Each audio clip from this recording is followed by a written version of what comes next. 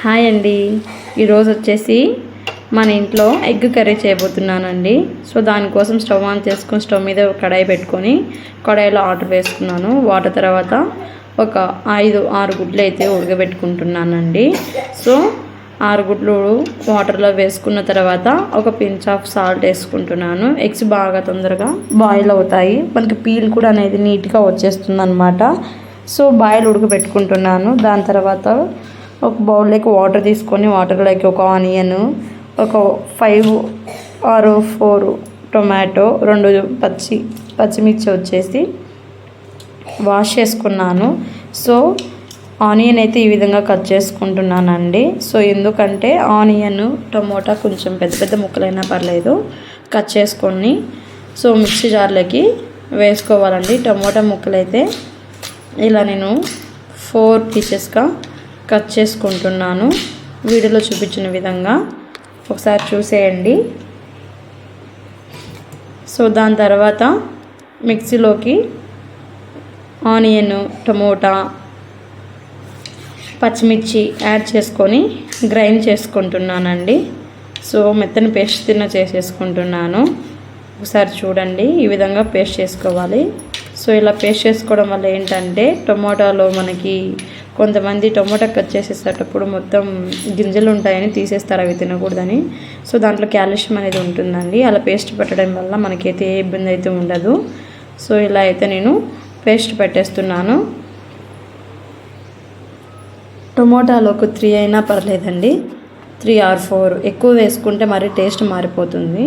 So ఇలా మెత్తని paste పెట్టేసుకున్న తర్వాత కడాయి పెట్టుకొని కడాయిలో ఆయిల్ వేసుకొని ఆయిల్లో ఆవాలు దినుసులు వేసుకొని ఆవాలు, జీలకర్ర వేసుకున్నానండి. ఇవి చిటిపట్టలు ఆడేటప్పుడు కొంచెం మనకి బురుగు అనేది వస్తుంది. ఎందుకంటే నేను ఆయిల్ ఏం వాడుతున్నారో మీరే నాకు కామెంట్ చేయాలండి, మర్చిపోకండి. సో ఏ ఆయిల్ అయితే ఇలా బురుగు వస్తుందో నాకు చెప్పండి. అలా హీట్ అయిన తర్వాత ఈ పేస్ట్ని వచ్చేసి ఆయిల్లో వేసుకుంటున్నాను. ఆయిల్లో ఇది పచ్చి వాసన పోయేంత వరకు బాగా వేగాలండి. సో ఎందుకంటే టొమాటా ఎరగడ కానీ కొంచెం టైం పడుతుంది తర్వాత కాబట్టి. సో ఇలా నూనె పైకి తేలేటప్పుడు కొంచెం అల్లం వెల్లుల్లి పేస్ట్ కూడా వేసుకుంటున్నానండి, 1 స్పూను.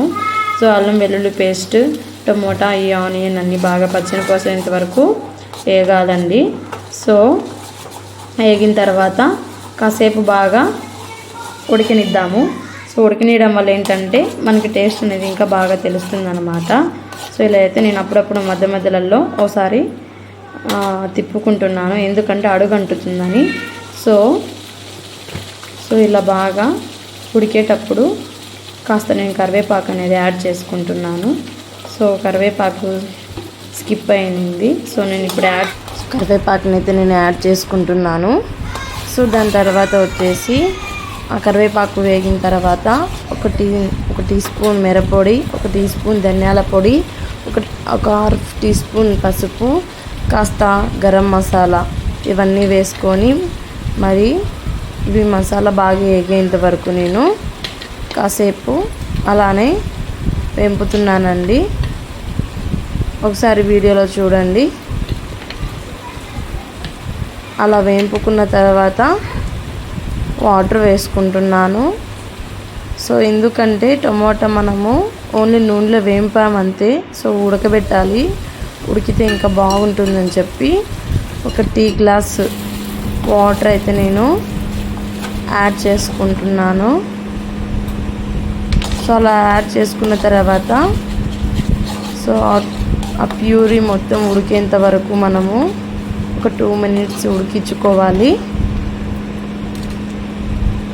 ఉడికించుకున్న తర్వాత నేను ఉడకబెట్టిన గుడ్లని పీల్ తీసేసి 2 పీసెస్గా కట్ చేసుకుంటున్నాను.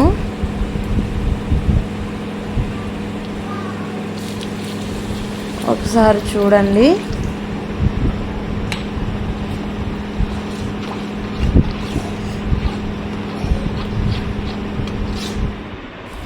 సో ఇలా కట్ చేసుకున్న తర్వాత ఆ వాటర్ అంతా ఇంకిపోయిన తర్వాత గుజ్జుగా వచ్చిన తర్వాత ఒక్కొక్క ఎగ్ అయితే దీంట్లో యాడ్ చేసుకుంటున్నాను.